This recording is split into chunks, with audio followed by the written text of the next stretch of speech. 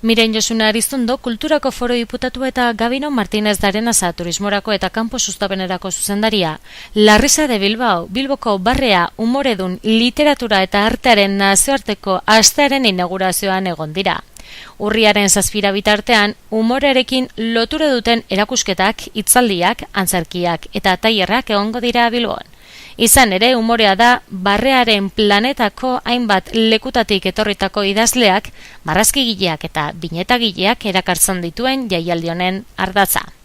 Bere mintzaldian, Miren Josuna Aristondo Kulturako Diputatuak esan du, umoreak errespetuz egiten denean, baina modu ironikoan, kreatibo eta divertigarria denean, barre eragiten digunean, pentsaraz egiten digunean, galderak eragiten dizkigunean, bada orduan, terapia sozial gisa funtzionatzen du umoreak.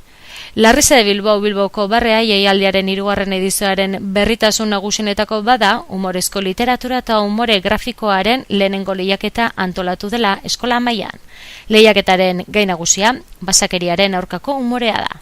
Jaialdiak urtero ematen duen saria, Albaniako Ismail Kadare autoreak jasoko du.